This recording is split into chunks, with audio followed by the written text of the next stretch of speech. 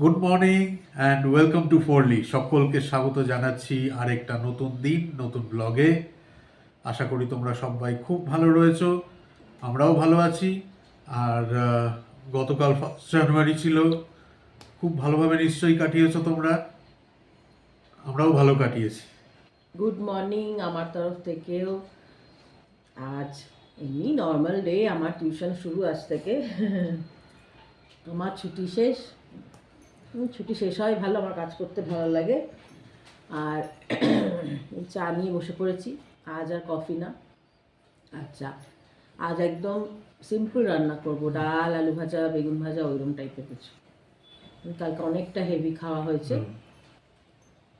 ডালটা করব, তারপরে কি করি। এই আমার মেয়েও এসে গেছে এখানে, আমার ছেলেও বসে পড়েছে। লেবু আছে? আগামীকাল আবারও নিরামিষ, হ্যাঁ, তো সেই জন্য ব্যালেন্স হয়ে যাবে। আগামীকাল ভাবছি এতে যাব, ইসকন যাব। হ্যাঁ, এর পরে গেলে না আর ক্যালেন্ডার পাবে না। ক্যালেন্ডার পাবো না, কারণ ওইটা আমাদের চাই, ওটা আমাদের প্রতি বছর। তো সেই জন্যে যেটা একবার পাঠিয়েছিল ইসকন, আমরা যেখানে মেম্বার আটাপুরের, ওটা তো বসিয়ে দিয়েছি, প্লেস করে দিয়েছি ওখানে। ওটা তো টেবিল ক্যালেন্ডার, কিন্তু একটা বড় ক্যালেন্ডার যেটাতে রাধা গোবিন্দ। দেয়ালটার দিকে যতবার চলে যাচ্ছে না, মানে ফাঁকা লাগছে পুরো দেয়ালটা। পুরো এই দেয়ালটা জুড়ে অত বড় ক্যালেন্ডারটা থাকে। তো বললাম রাধা গোবিন্দ পেলে রাধা গোবিন্দই আনতাম, আমার ওটাই ভালো লাগে। সেই জন্য কালকে যাব। গতকাল ইচ্ছে করেই যাইনি, কারণ গতকাল খুব ভিড় হতো। মানে তিল ধারণের জায়গা থাকে না, সেই জন্যে। আর ওরম ভাবে গিয়ে আমি ভালো কমফোর্টেবল ফিল করি না আমি, কারণ অত ভিড়ের মধ্যে মানে ঠাকুরের সামনে যে একটু এক মুহূর্ত দাঁড়াবো। হ্যাঁ, যতই লাইন ধাক্কাধাক্কি হয় না, সবাই করে। ঠিক আছে, আজকালের মধ্যে গেলেই হবে। তো কালকে যাবে বলছি, সকাল সকাল যাবে, কারণ ওটা তো 1টার মধ্যে বন্ধ হয়ে যায়। দুপুরবেলা বাড়ি এসে খাবে। ব্রেকফাস্ট দিচ্ছি, এই যে ব্রেড সেঁকে নিয়েছি, আর কালকে এই জামুন বানিয়েছিলাম, ওই 2টো জামুন। এটা তোমার ওই গুড়ের শিরার মধ্যে, এই জন্য একটুখানি বেশি ডার্ক মনে হচ্ছে না। ব্রেড আর পান্তুয়া, মানে দুটো জিনিস এর মধ্যে মিসিং। সেটা হচ্ছে কলা আর একটা ডিম সেদ্ধ। ওইটা যদি হতো তাহলে পুরো পিকনিকের খাওয়া হয়ে যেত। তো যাই হোক, আজকে ডিম খাওয়া যাবে না, আজকে বৃহস্পতিবার। সেই জন্যে পাউরুটি আর তার সাথে পান্তুয়াটা এখনো আমি খাইনি, কাল বানিয়েছেও। এখন একবার খেয়ে দেখি, বেশ সফট, দারুণ সফট। এই যে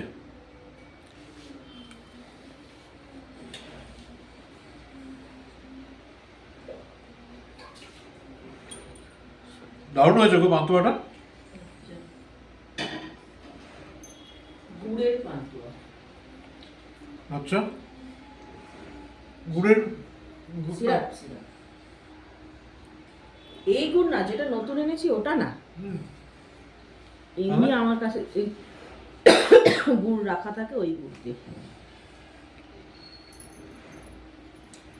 একটু কালচে দেখতেছে।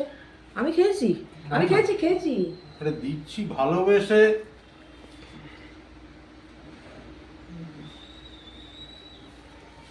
যে ক্যামেরা ধরে আছে তাকে দাও। ভীষণই সফট হয়েছে কিন্তু। হ্যাঁ,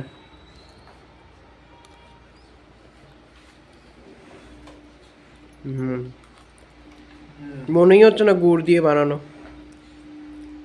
কারণ নলেন গুড় না, তো তাহলে তো সেই গন্ধ আসবে। তো চিনি দিনই গুড় দিয়ে বানিয়েছি। আমি বললাম যে শুধু একটা ডিম সেদ্ধ আর কলা আছে, কলাটা এখন খাবো না। ডিম তো আজ দেবো না, আজকাল। ওইটা হলে পুরো পিকনিকের খাওয়া হয়ে যেত, পিকনিকের জল খাবার। হ্যাঁ, ওই গ্রিন কালারের কলা। আমরা কিন্তু খেয়েওছি না, স্কুল থেকে পিকনিকে নিয়ে ও বাবা, ওইটাও। তারপরেই হচ্ছে একটা সাংঘাতিক মাংসের ঝোল, ওইটা হচ্ছে পিকনিকের তাই কমন না? খাবার, ব্রেকফাস্ট। না না, ওই মাংসর ঝোলটা প্রথমে হচ্ছে মাছের মাথা দিয়ে ডাল, একটা আলু ভাজা, আলু ভাজা, আর হচ্ছে মাংসর ঝোলটা হুম। চিকেন, অসম্ভব সুন্দর বানাতো, ঝাল ঝাল, ঝোল ঝোল, কখনো চকচক করে। কখনো সাদা ভাত, কখনো ফ্রাইড রাইস। আমি ফ্রাইড রাইস ফ্রাইড রাইস পিকনিকে অত খাইনি। হ্যাঁ, ফ্রাইড রাইস চিলি চিকেনও কিন্তু হয় না পিকনিকে। আমি পিকনিকে ওটা খাইনি। আমি মানে মাদের অফিস মানে সিএমআরআইতে যখন পিকনিক হতো সেগুলো তো সমস্ত ওই তোমার বাগান বাড়িতে হতো, ওগুলো খাওয়া দাওয়া আলাদা। কিন্তু যেটা স্কুল থেকে নিয়ে যেত বা কোচিং থেকে নিয়ে যেত মানে টিচাররা, সেইগুলোতে ভাত মাংসর ঝোল, ওর কিন্তু একটা আলাদাই তখন শাল পাতায় হুম, দারুণ কিন্তু টেস্ট, তাই না বলো? তারপরে কবজি ডুবিয়ে তুমি খেতে। একদম, ও আবার কি, ওইসবে তো কোনো ছাড়াছাড়ির সিন নেই। ওগুলো কিন্তু একটা আলাদাই মজা, মাঠের মধ্যে বসে। একবার গেছিলাম হচ্ছে তোমার ওই ফলতার ওখানে নদীর পাড়ে। একবার না, বহুবার গেছি। তখন না আমরা যখন গেছিলাম, আমি যে সময়টা কথা বলছি তখন আমরা 9-এ পড়ি, কোচিং থেকে নিয়ে গেছিল ম্যাম। হুম, সেই তখন কুশল চক্রবর্তী আছে, ওই যে সোনার কেল্লার যে বাচ্চাটা, কুশল, ও তখন একটা কিছু শ্যুট করছিল। আমরা আবার সামনে গিয়ে ওনার সঙ্গে একটু কথাও বলেছিলাম, তখন তো স্কুল স্টুডেন্ট, কথা বলতো, খুব সুন্দর, দারুণ। তারপরে সেই যে একবার ফলতায় যেবার গেলাম, ফলটা অনেকবার নিয়ে গেছিল, কোচিং থেকেই নিয়ে যেত, ওটা কাছাকাছি তো, একটা বাস বুক করলেই হতো। আমি আর তুমি তারপরে নদীর পাড়ে যে গানটা গাইলাম, বাট বাজে কথা বলে গো। কেন লাল হয় সে কি বলা যায়। বাজে কথা বলার দিকে। হ্যাঁ হ্যাঁ, তোমাদের সঙ্গে আমাদের মোটেই নিয়ে যেত না। আমার এক কোচিংয়ে চলে এসেছিল, এক কোচিনে চলে এসেছিল মানে এটা কি আবার? অন্য কোচিংয়ে পড়তো। আর মুখ খুলিও না আমার ছেলের সামনে। হ্যাঁ আমি আমি আমি কি, আমারটা তো মা ঠিক করে দিত সব। রিকোয়েস্ট করেছিল বলেই। আমি খেয়ে আমার কাজ নেই, খালি বাজে কথা। আজকে মিক্স ডাল করেছি, এই যে ফুটছে, নামিয়ে ফেলবো। আর এদিকে বেগুন ভাজা, এটার মধ্যেই আলু ভাজা করে নেবো। মিক্স ডাল হয়ে গেছে, এবারে কড়া থেকে এটা নামিয়ে দেবো। গতকালের খাওয়ার কম্পেনসেট করার জন্যে আজকে, মানে কম্পেনসেট বলবো না, ব্যালেন্স করার জন্যে, এমনিতেও আজকে বৃহস্পতিবার, ভেজ খাই আমরা, তো হয়েছে এখানে ভেজ ডাল, বেগুন ভাজা আর আলু ভাজা, ওপরে গোটা পোস্তও ছড়ানো আছে। ওটাই ভাবছিলাম তুমি বলবে কি বলবে না। কি? পোস্ত ছড়িয়ে দিয়েছি যে। হ্যাঁ,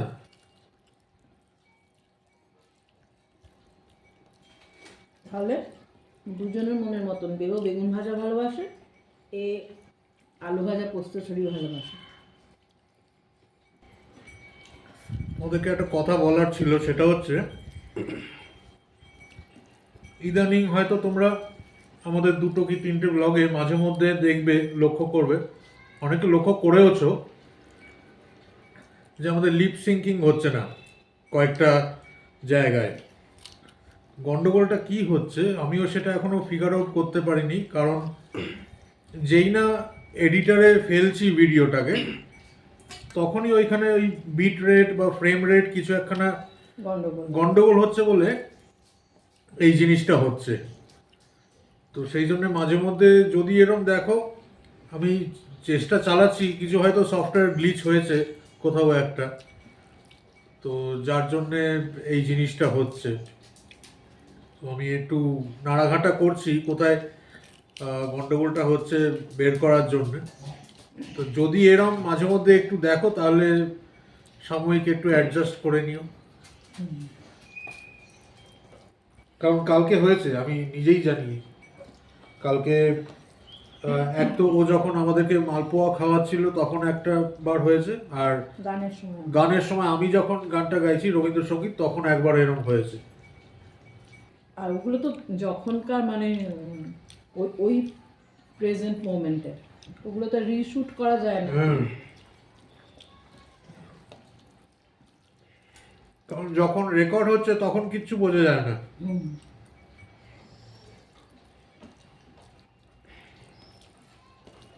সেই জন্যই আমি যেরকম হয়েছে রেকর্ড সেরকমটাই এডিট করে পাবলিশ করা হয়েছে। কারণ যদি কাটছাট করতে যেতাম তাহলে পুরো সেগমেন্টটাকেই আমায় বের করে দিতে হতো ভিডিও থেকে। গতকালের ব্লগে দুটো সামান্য গান গেয়েছিলাম, তাও 2-4 লাইনই গেয়েছি, তাতে তোমরা এত অ্যাপ্রিসিয়েট করেছো, এত ভালোবাসা দিয়েছো, তার জন্য অনেক অনেক অনেক থ্যাংক ইউ। না থ্যাংক ইউ না, অনেক ভালোবাসা। আর একটা জিনিস হচ্ছে যে এই ইউটিউব বা এই প্ল্যাটফর্মটাকে আমি ভীষণভাবে এখন আরও ভালোবাসি। তার কারণ হচ্ছে তোমাদের মতন এত সুন্দর সুন্দর দিদিভাইরা আমাকে এত আপন করে নিয়েছো, আমাকে, সৌরভকে, বেবকে। আমি সত্যিকারে এত ভালোবাসা পাবো ভাবিনি, সেরকম ভালোবাসা পাইও নি, কিন্তু তোমরা এত ভালোবাসা দিচ্ছ, এত ভালোবাসা দিচ্ছ। ঠাকুর কাছে প্রার্থনা করি এই ভালোবাসা যেন আজীবন থাকে, আমাদের সম্পর্কটা যেন এরকম মজবুত থাকে, ভগবান যেন একদম এরকম টাইট করে আগলে রাখে আমাদেরকে। আমি খুব খুশি গো। আমি সৌরভকে বলছিলাম যে কথাটা আমায় বলতেই হবে, আমি কমেন্টে লিখে লিখে আমি বোঝাতে পারবো না যে হ্যাঁ আমরা খুব সিম্পল গো, আমরা সত্যিই খুব সিম্পল, এবং সিম্পলিসিটিকে আমরা ভীষণ ভ্যালু দিই। আর দেখো, ভালো লাগা না লাগা সে তো মানুষের উপর ডিপেন্ড করে, কিন্তু আমি ওই কেউ কিছু খারাপ কিছু বা নেগেটিভ কিছু বললে আমি অতটা মাইন্ড করি না, আমি এগুলোতে অভ্যস্ত। আমি যারা ভালো বলছে আমি সেদিকে ফোকাস করি বেশি, এই যা। আর তোমরা সবাই আমার ফ্যামিলি মেম্বার, সকলকে আমি খুব ভালোবাসি, যতদিন আমি থাকবো ততদিন ভালোবাসবো তোমাদেরকে, অনেক অনেক ভালোবাসবো। আর বেবকেও বলি যে এটা একটা খুব সুন্দর মিডিয়াম হলো, যে এগুলো তো সব ক্যামেরাবন্দি হয়ে থাকবে, তো আমি যখন থাকবো না, বাকি যাই হোক একটা সময় তো আসবে নিশ্চয়ই, তো বেবো এগুলোকে, এই ভিডিওগুলো চালিয়ে সব দেখতে পারবে। ও এই মোমেন্টগুলো যা যা আমরা আনন্দ করি চেরিশ করতে পারবে, এসে গেছে। জগন্নাথ দেবের সামনে বসে পড়েছে। তুমি কিছু বলতে চাও? না না, আমি শুনছি তুমি কি বলছো। এই যা, পড়ানো হয়ে গেছে, তাই সৌরভকে বললাম একটুখানি ক্যামেরাটা অন করে দাও না গো, আমি একটু বলি দিদিভাইদের। আমি ভীষণ ভীষণ খুশি গো, আমি খুশিটা না প্রকাশ করতে পারছি না। সত্যি আমি এত ভালোবাসা কখনো পাইনি গো, কখনো পাইনি। আমি ভালোবাসা দিতে যেরকম চাই সেরকম ভালোবাসা পেতেও চাই। আমার এসব মেটেরিয়ালিস্টিক জিনিসের প্রতি আমার অত টান নেই, কোনো দিনই ছিল না, আমার মারও ছিল না, আমারও নেই। আমি ভালোবাসতে মানে মানুষকে ভালোবাসবো আমি আমার সাধ্য মতন আমি করে যাই। তো তোমরা আমাকে খুব ভালোবাসা দিয়েছো, এখনও দিচ্ছ, এবং আজীবন দেবে, সেই প্রমিসটা তোমাদের করতে হবে। আর প্রিয়াঙ্কা, একটা কথা বলি, তুমি যখন দিদিভাই বলো না আমাকে, আমার খুব ভালো লাগে গো। আমার সত্যি তোমার মেসেজগুলো পড়লে আমার চোখে সত্যিই জল এসে যায়। সোমা দিদি ভাইও খুব হেসে হেসেই করে, শিলা দিদি, সবাইকে আমি ভীষণ ভালোবাসি। আমি একটু ইমোশনাল বেশি, সৌরভ বলে সব সময় চোখের জল দেখাবে না, কিন্তু আমি ঠিক আমার ইমোশনগুলো চেপে রাখতে পারি না। আমি রেগে গেলে খুব রেগে যাই, কেউ খুব চেল্লাই, তারপরে আবার ঠান্ডা হয়ে যায়, একটুখানি চোখে জল আসে বেশি। সৌরভ খুব রেগে যায়, কেন নিজের চোখের জল সকলকে দেখাও, কেন এরকম করো, কেউ ভ্যালু দেবে না, কেউ ভ্যালু দেবে কি দেবে না আমি সেটা মানে অত মনে করে এগুলো করি না, কিন্তু এসে যায়। আমি খুব ইমোশনাল, খুব। আমার মাও ছিল এরকম, সবই মার থেকেই পাওয়া। তো প্রিয়াঙ্কা খুবই ছোট, খুবই মিষ্টি। তো প্রিয়াঙ্কা তো আমার থেকে ছোট, প্রিয়াঙ্কা যখন দিদি ভাই বলে লেখে না, আমি মনে হয় যেন আমার নিজের একেবারে আপন, আমার মানে একেবারে আপন হয় না, ওই আপন বোন মেসেজগুলো আমাকে লিখছে। এই যা, এবারে আর একজন মহাশয় কিছু বলবে, তুমি আর তোমারও চোখে জল? না না, ও আবার চোখের জল লুকিয়ে রাখে, ওটা মেল এই ব্যাপারটা আছে তো। না না, এই এই দেখো চোখ মুছছে, তোমাদের সাথে কথা বলতে বলতেই চোখ মুছছে। আমি এরকমই গো, আমি খুব ভালোবাসি তোমাদেরকে। আমি ভাবিনি, আমাদের ফ্যামিলিটা খুবই ছোট, কিন্তু যে কজন তোমরা দিদিভাইরা মেসেজ করো, এত ভালোবাসো না, প্রতিটা ছোট ছোট জিনিসে এত অ্যাপ্রিসিয়েট করো, যে মনে হয় যে yes, by grace of God I am lucky. তোমরা এত ভালোবাসো, তাচুত এই ভালোবাসাটা যেন আজীবন থাকে, এই প্রার্থনা করি। না সত্যি 100 বার এটা মানে অস্বীকার করার কোনো জায়গা নেই আমাদের কাছে। আমরা ভাবিনি বলো, একদম না, একদম না।